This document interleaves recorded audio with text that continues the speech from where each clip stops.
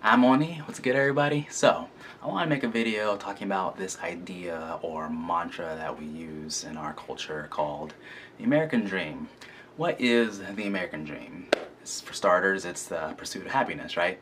And I would classify, what would make up that pursuit would be around at least three things I could think of, which would be like family or loved ones, a career, or doing something that fulfills you, and third would be possessions and wealth. There's nothing wrong with pursuing those things. So it's usually one or a combination of these three things that make up the American dream that we all are going after, or this pursuit of happiness, right? And primarily it's through a job or education, or both.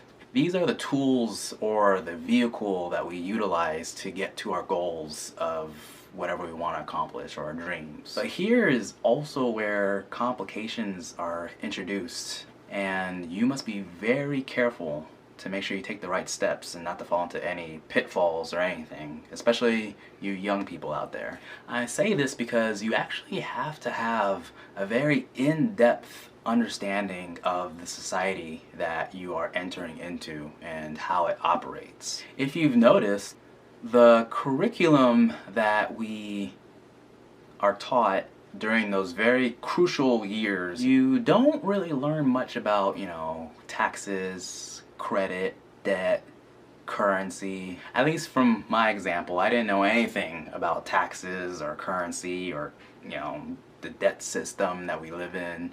Coming out of high school, I knew nothing. Nothing. And I'm not just talking about having like a general knowledge of these things, these topics, I'm just like, oh yeah, I know of that. I'm talking more of like you have a deep understanding of like the philosophy behind the system and why things are what they are. For example, knowing that currency has a life cycle. Actually, I'm getting ahead of myself. Before I get there, what happens at this time is that unbeknownst to you, there are many pitfalls, trapdoors, booby traps, handicaps that are placed in your life. And I'm talking from like a very grand perspective. And with that, I can't really move on with the conversation before I talk about the banking system. Now, the banking system is obviously, at least for the most part, obviously, it's a very good thing in and of itself. It makes society a lot easier to live in, right? The issue, though, that can come into play is that when there are no checks and balances, which directly affects you, the American dreamer, just trying to pursue your aspirations. And we gotta go back to like the 1930s, 1940s. I can't remember off the top of my head the exact time, but back at the time when we're trying to get out of the Great Depression, right? The government at the time, they removed the gold from the hands of the citizen and basically just removed it from circulation in the system. And when I say the system, we were living under a gold standard back then. And the gold standard basically was just our dollar, a certain dollar amount was linked to a certain amount of gold, and that was the same for all over the world. Every country, whatever currency they had, it was linked to a certain amount of gold, so exchanges from any country was a lot simpler. When they removed the gold from circulation, it was, whatever excuse they gave. They also, trying to get out of the depression, they introduced a bit more dollars into the system by printing. With the gold standard, we're supposed to have a 1-to-1 ratio, and with printing, we have the introduction of inflation and changes in the market. I don't remember, I'm just gonna throw out a number because I don't remember. I'm gonna say like $20 back then. So, if you had like a $20 bill, you're able to go and exchange that for an ounce, 1 ounce of gold, right?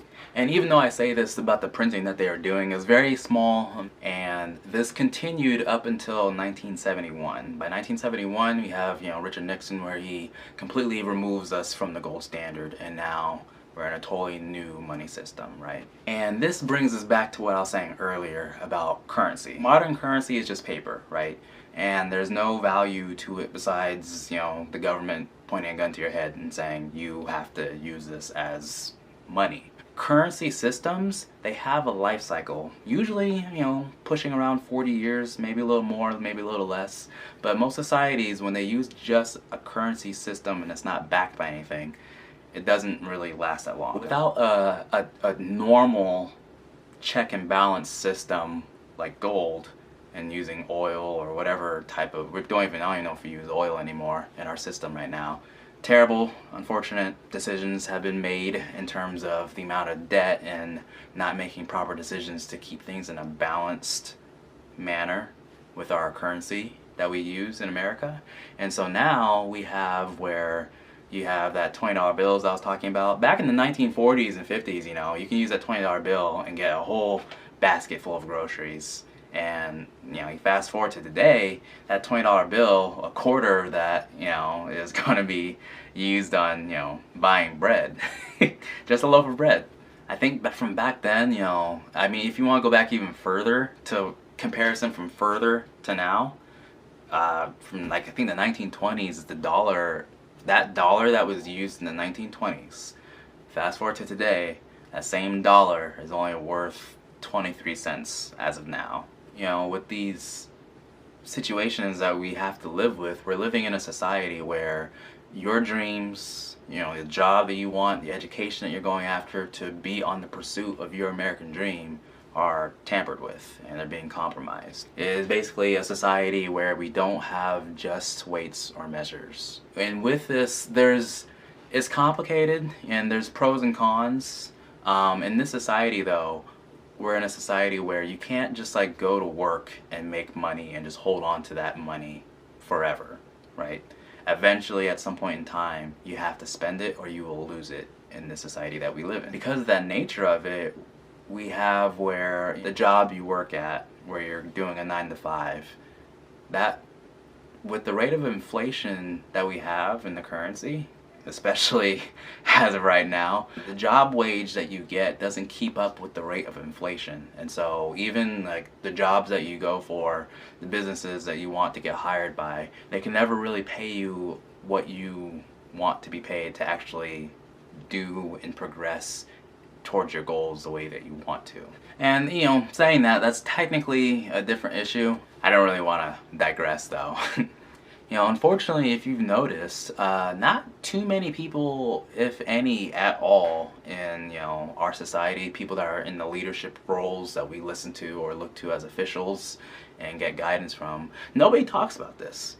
Every time we have protests or things of that nature, people demanding, hey, I want minimum wage raised and stuff, nobody ever talks about the money system. Nobody ever talks about, hey, we should probably go back to a standard where our dollar holds its value, maintains its value.